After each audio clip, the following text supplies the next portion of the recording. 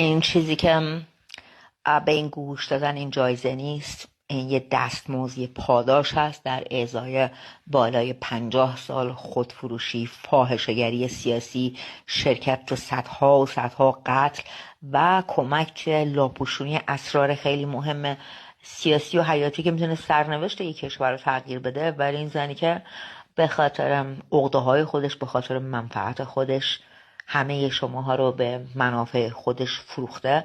میخوام به شما بگم این زنی که بهش جایزه میده، این کسی که شما فکر میکنین اسمش هست فرح پهلوی. این یه زندگی نامه، یه هویت جعلی هست. اسم واقعیش هست جمیله جبارزاده ملاجق.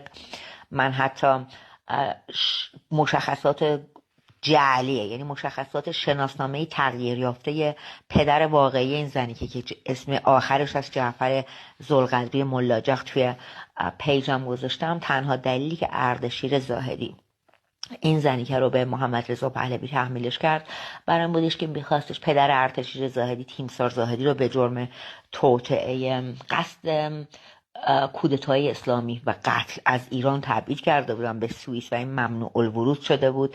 اردشیر زاهدی این زنی که رو به محمد رضا پهلوی تحمیلش کرده بود که با کمک این که یه فرزند خونده اقوام خمینی هست، در اصل اسمش هم گفتم اسم واقعیش از جمیله جبارزاده ملاجق، میخواستن از طریق وجود این زن تو زندگی محمد رضا پهلوی به عنوان یه جاسوس خرابکار سلطنت رو تضعیف کنن، یه کودتای اسلامی انجام بدن و پدر اردشیر زاهدی رو از تبعید سوئیس بیارنش به ایران. اینم به شما بگم که وقتی من این حرفو میزنم خیلی باور نمیکنن داستان خیانت اینا، برای اینکه میگن خب اگه محمد رضا این زندگی و قدرت رو از دست میداد، خب اینم از دست میداد. ولی چیزی که شما باید بدونین این که این زن همسر واقعیش نبود. تمام هویت، قدرت، موقعیت، اینکه همه شما تصور میکنین این واقعا همسر محمد رضا پهلوی بود، این برمیگرده به چی؟ برمیگرده به یه عقدنامه، به یه خطبه عقدی که کی براش خوند؟ امامی، یعنی یکی از همدستای تیمسار زاهدی.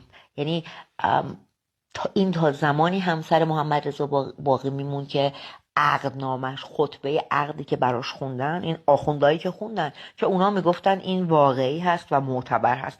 اگه اونا فتوا میدادن که این عقدنامه جعلی هستش، این پدر واقعیش دیوونه است، اسم واقعیش اصلا فرح دیبا نیست، دختر واقعی فریده قطبی نیست، خب معلومه که این عقدنامه باطل به حساب میاد. پس تمام موقعیتی که این زن داشت به این برمیخورد که به عنوان نوکر، به عنوان سگ به توطئه کودتای اسلامی اردشیر زاهدی خدمت کنه. و اینم که شما فکر میکنین که با رفتنش از ایران چیزی رو از دست داده. هیچی از دست نداده. هیچی از دست نداده. سلطنت رسته به خودش، حکومت نظام ایران افتاده دست طایفه جبارزاده. سید علی خامنه‌ای از فک و فامیلای خودش، از همسرش منصوره خجسته باقرزاده و بقیه دنیا رو هم گرفتن، عربستان و